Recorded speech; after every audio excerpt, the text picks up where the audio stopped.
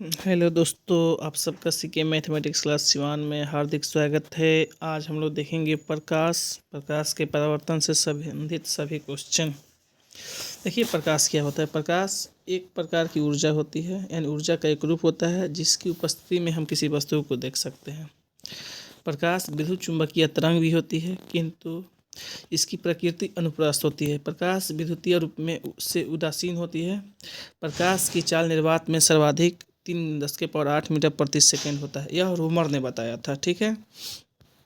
प्रकाश माध्यम में भी गति करती है। जल के अंदर प्रकाश 200 मीटर गहराई तक सूर्य का प्रकाश आता है।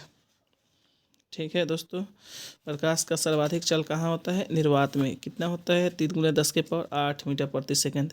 ये पूछेगा प्रकाश किस कण से मिलकर बना है, तो प्रकाश फोटान नामक कण से मिलकर बना होता है, जिस पर कोई आवेश नहीं होता है। चलिए आगे देखेंगे प्रकाश का परावर्तन, रिफ्लेक्शन ऑफ लाइट। प्रकाश का किसी चिकने अथवा खुरदरे सतह से भी टकराकर वापस उसी माध्यम में लौट जाना ही प्रकाश का परावर्तन कहलाता है। याद रखेंगे, प्रकाश के परावर्तन के लिए एक माध्यम की आवश्यकता होती है, और ये जो परावर्तन होता है हमेशा दर्पण से होता है। किससे होता है परावर्तन की क्रिया? दर्पण से। अगला है आपतित किरण। किसी स्रोत से आने वाली प्रकाश की किरण को आपतित किरण कहते हैं। आपतित किरण तथा विलंब के बीच जो कोण बनता है उसे क्या कहते हैं? आपतन कोण। आपतन कोण को हमेशा आई से सूचित करते हैं। अगला है रिफ्लेक्टिव रे, परावर्तित किरण।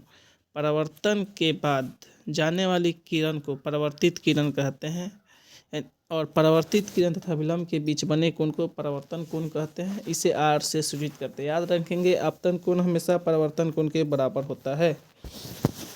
अभिलंब यानी नॉर्मल। परावर्तित किरण और आपतित किरण को अलग करने वाली एक काल्पनिक रेखा को अभिलंब कहते हैं, या इसका दूसरा भी परिभाषा हो सकता है, किसी सतह पर डाले गए लंब को अभिलंब कहते हैं। ठीक है दोस्तों, याद रखेंगे सब समतल दर्पण से परावर्तन को दर्शाते हैं। ठीक है। अगला क्वेश्चन आ जाएगी, प्रकाश के परावर्तन को नियम को लिखे। तो प्रकाश के परावर्तन के दो नियम होता है। आपतन कोण हमेशा परावर्तन कोण के बराबर होता है। दूसरा, आपतित किरण, परावर्तित किरण और अभिलंब तीनों एक ही तल में होता है। देखिए ये फिगर है, ये दर्पण जो है हमारा समतल दर्पण है। एक किरण आ रही आपतित किरण, और ये परावर्तित हो जाए उसी माध्यम में, ये जो ही परावर्तित किरण। इन दोनों के अलग करने वाली जो लंबवत सतह होती है ये होती है अभिलंब। ठीक है। और आपतन कोण हमेशा किसके बराबर होता है? परावर्तन कोण, यानी जितना आई होगा उतना आर। देखिए इस पे क्वेश्चन देखते हैं। 40 डिग्री के कोण पर एक किरण आपतित हो रही है। ठीक है, कितना डिग्री पर आपतित हो रहा है? 40 डिग्री पर। तो कह रहा है आपतित किरण और परावर्तित किरण के बीच बना कोण। तो याद रखेंगे, आपतित किरण अभिलंब के बीच बने कोण को आपतन कोण कहते हैं। तो ये 40, तो ये भी 40 हो जाएगा। तो कह रहे हैं आपतित किरण और परावर्तित किरण, तो 40 + 40 कितना होता है? 80 डिग्री, यानी हमारा आंसर होगा 80 डिग्री।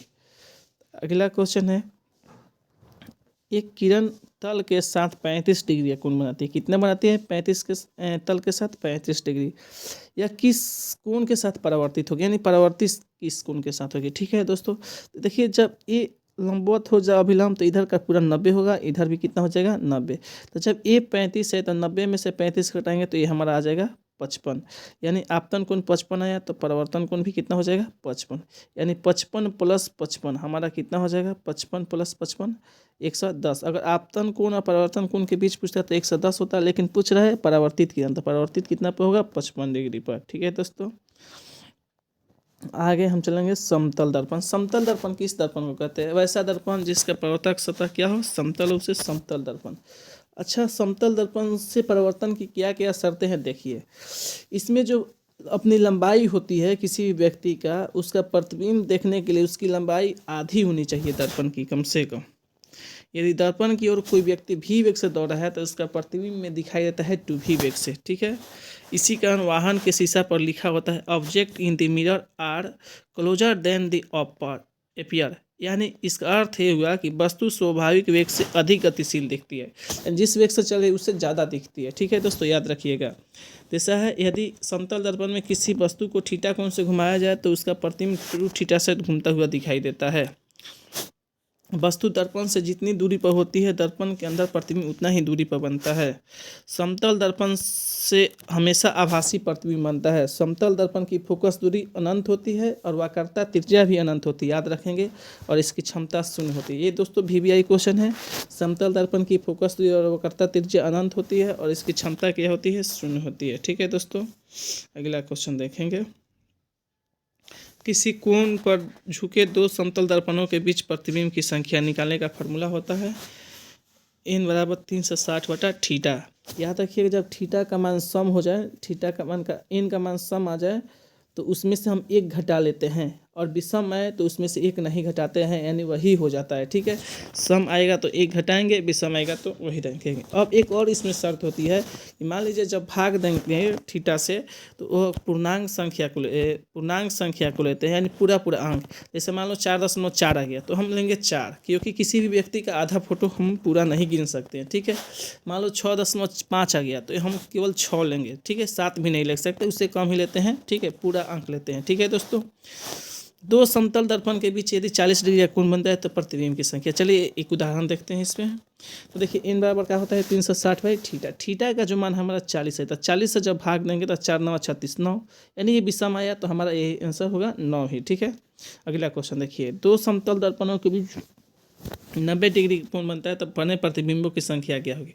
तो देखिए इसका फॉर्मूला होता है n बराबर 360/थीटा। जैसे हम 90 से भाग देंगे 4, ये तो सम आ गया, तो जैसे सम आया तो हम बाबू इसमें से क्या करेंगे, एक माइनस करेंगे। तो एक माइनस करेंगे तो इसमें प्रतिबिंब की संख्या कितना होगा हमारा 3। ठीक है दोस्तों, अगला है दो समांतर दर्पणों के बीच प्रतिबिंब की संख्या। ठीक है, दो समांतर है तो याद रखेंगे दो समांतर दर्पणों के बीच हमेशा 0 डिग्री का कोण बनता है, तो n बराबर 360/0। और एक और बात याद रखेंगे, बाटा में 0 आ जाए, कभी भी ऊपर कितना भी संख्या हो तो उसका मान इन्फिनेटिव होता है, लेकिन ऊपर 0 और नीचे कुछ भी संख्या है तो उसका वैल्यू 0। इसी कारण इसका आंसर क्या होगा, इन्फिनेटिव। अगला है हमारा पेरिस्कोप।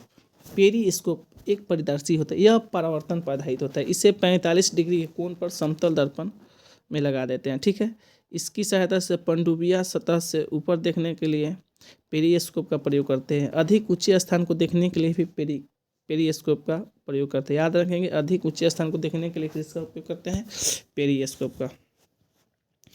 नोट, दर्पण बनाने के लिए ग्लूकोज का प्रयोग किया जाता है। पूछेगा दर्पण बनाने के लिए किसका उपयोग किया जाता है, तो ग्लूकोज का। ठीक है, दर्पण के पीछे का भाग को पेंट करने के लिए सिल्वर ब्रोमाइड AgBr का उपयोग किया जाता है।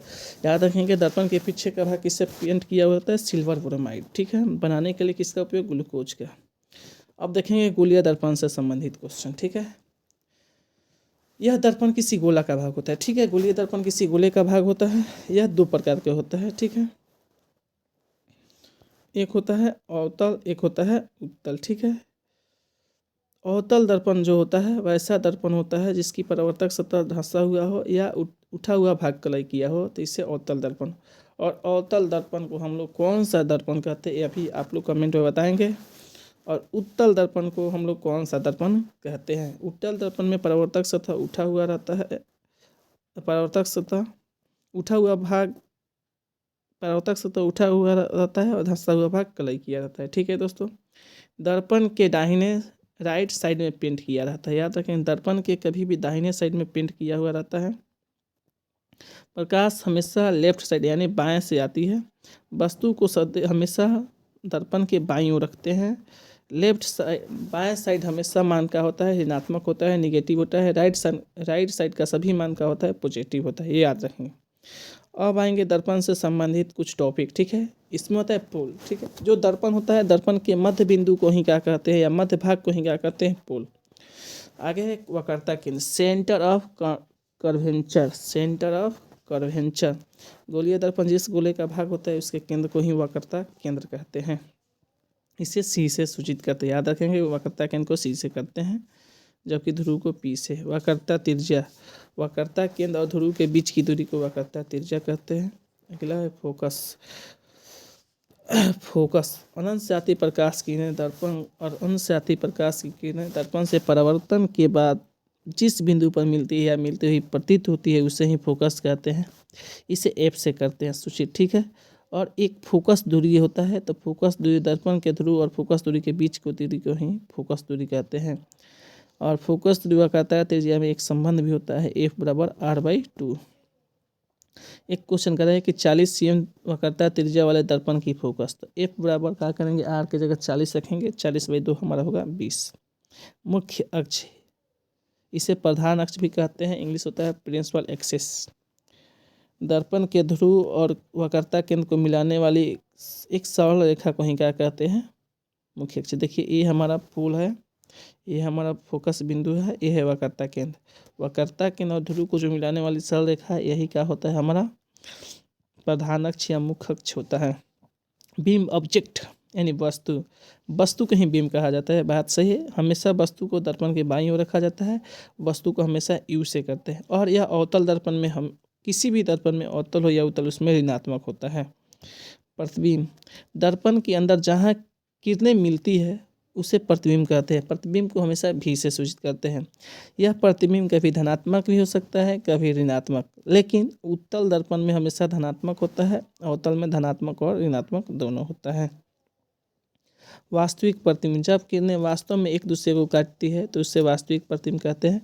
इससे बने प्रतिबिंब को पर्दे पर प्राप्त कर सकते हैं। ठीक है, वास्तविक प्रतिबिंब को पर्दे पर प्राप्त कर सकते हैं। और याद रखेंगे अवतल दर्पण में वास्तविक प्रतिबिंब बनता है। आभासी प्रतिबिंब, यह किरणें को पीछे की ओर बढ़ाकर आभासी रूप से मिलाया जाता है। जब किरणों को पीछे की ओर बढ़ाकर आभासी रूप से मिलाया जाता है तो उसे आभासी प्रतिबिंब कहते हैं। इसमें बने प्रतिबिंब को पर्दे पर प्राप्त नहीं किया जा सकता है, यह उत्तल दर्पण में बनता है। अगला टॉपिक है हमारा वास्तविक प्रतिबिंब तथा मुख्य अक्ष के नीचे बनने वाला प्रतिबिंब उल्टा होता है, जबकि आभासी प्रतिबिंब मुख्य अक्ष के ऊपर बनने वाला प्रतिबिंब सीधा होता है। मानव नेत्र पर किसी वस्तु का प्रतिबिंब वास्तविक उल्टा वस्तु से छोटा बनता है। ये भी टॉपिक है, ये बार बार एग्जाम में पूछता है। अब है गोलीय दर्पण से प्रतिबिंब बनाने के लिए क्या शर्त होनी चाहिए। ठीक है, सबसे पहला शर्त ये होना चाहिए कि प्रतिबिंब बनाने के लिए कम से कम 2 किरणों की आवश्यकता होती है। पहली जो किरण होती है मुख्य अक्ष के समांतर आती है, मुख्य अक्ष के समांतर आती है। तीसरा, मुख्य अक्ष के समांतर आने वाली जो किरण होती है परावर्तन के बाद हमेशा फोकस से गुजरती है। चौथा कंडीशन, दूसरी किरण को ध्रुव से ले जाते हैं, जिस कोण पर आएगी उसी कोण पर जाएगी। पांचवा है लेफ्ट साइड में बनने वाला निगेटिव इमेज होता है, जबकि राइट साइड में बनने वाला इमेज पॉजिटिव होता है। और आता है लेंस की क्षमता, यह दर्पण में भी क्षमता लेंस में आता है ज़्यादा। फोकस दूरी के व्युत्क्रम को ही लेंस की क्षमता कहते हैं। जब दर्पण की क्षमता निकाली जाती है तो उस समय फोकस दूरी को मीटर में रखते हैं, याद रखेंगे। क्षमता का मात्रक मीटर इन्वर्स होता है, जिसे डायप्टर कहते हैं। अवतल, यहाँ दर्पण नहीं होगा, लेंस होगा। अवतल लेंस की क्षमता फोकस दूरी दोनों ऋणात्मक होता है, जबकि उत्तल लेंस की क्षमता फोकस दूरी दोनों ऋणात्मक होता है। ठीक है, इस समतल दर्पण की फोकस दूरी कैसी होती है? अनंत, जबकि क्षमता क्या होती है? शून्य। एक क्वेश्चन है, एक अवतल दर्पण की फोकस दूरी 20 cm है तो इसकी क्षमता क्या होगी? तो ठीक है, अवतल है तो इसकी फोकस दूरी माइनस होगी। ए F बराबर 20 cm होता है, इसे मीटर में बदलेंगे तो 20/100 यानी 0.2 मीटर आएगा। क्षमता निकालेंगे तो 5 डायप्टर आएगा। एक उत्तल दर्पण की फोकस दूरी 10 cm है तो इसकी क्षमता क्या होगी?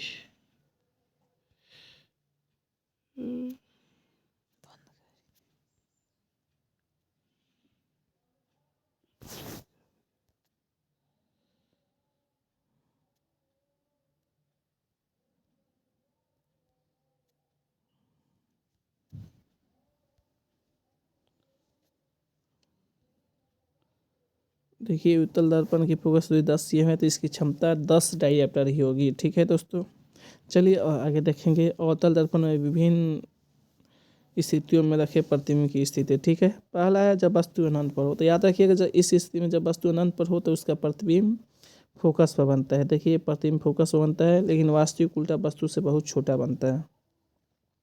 दूसरी होता है स्थिति जब वस्तु अनंत और वक्रता केंद्र के बीच हो तो उसका प्रतिबिंब वक्रता केंद्र और फोकस के बीच बनता है, वास्तविक उल्टा वस्तु से बहुत छोटा बनता है। ठीक है, तीसरा कंडीशन है जब वस्तु वक्रता केंद्र पर, ये बहुत भी एग्जाम में बार बार पूछता है। जब वस्तु वक्रता केंद्र पर हो तो उसका प्रतिबिंब वक्रता केंद्र पर ही वास्तविक उल्टा वस्तु के बराबर बनेगा। चौथा, जब वस्तु वक्रता केंद्र और फोकस के बीच हो तो उसका प्रतिबिंब वास्तविक उल्टा वस्तु से बड़ा बनेगा, और ये बनेगा वक्रता केंद्र और अनंत के बीच। जब वस्तु फोकस पर हो तो उसका प्रतिबिंब अनंत पर बनेगा, वास्तविक उल्टा वस्तु से बहुत बड़ा। और ये लास्ट स्थिति है जब वस्तु कहाँ हो, फोकस और ध्रुव के बीच हो, तो इस समय इसका प्रतिबिंब दर्पण के पीछे काल्पनिक सीधा वस्तु से बड़ा बनता है। और याद रखेंगे इसी स्थिति का प्रयोग दाढ़ी बनाते समय किया जाता है, क्योंकि किसी व्यक्ति का बड़ा और सीधा प्रतिबिंब देखने के लिए फेस को फोकस और ध्रुव के बीच रखना पड़ता है। इस स्थिति से बचने के लिए बड़े फोकस दूरी वाले अवतल दर्पण का उपयोग किया जाता है। अगला है अवतल दर्पण की विशेषता। इसकी फोकस दूरी और क्षमता दोनों ऋणात्मक होती है। इसमें बना प्रतिबिंब वास्तविक होता है और एक ही स्थिति में काल्पनिक होता है जब वस्तु को दर्पण के ध्रुव और फोकस के बीच रखा जाता है। इससे बनने वाला प्रतिबिंब वस्तु से बड़ा, छोटा और बराबर भी हो सकता है। छोटा से बड़ा इमेज बिहेवियर होता है। इसमें डॉक्टर का उपयोग हजामत बनाने में होता है। रोड पर लगे परावर्तक सतह के रूप में होता है। सोलर कुकर के रूप में होता है। लाइट यह प्रकाश को अभिसरित करता है, ठीक है। अवतल लेंस को याद रखेंगे अभिसारी लेंस भी कहते हैं, जबकि उत्तल लेंस अवतल दर्पण को अभिसारी दर्पण कहते हैं, जबकि उत्तल दर्पण को अपसारी दर्पण। इसका उपयोग टॉर्च में होता है, गाड़ियों की हेडलाइट में होता है, सोलर कुकर में होता है, प्रज्वलक में होता है। ठीक है दोस्तों, चलिए इतना ही आज के लिए। थैंक्स दोस्तों, ऑल द बेस्ट।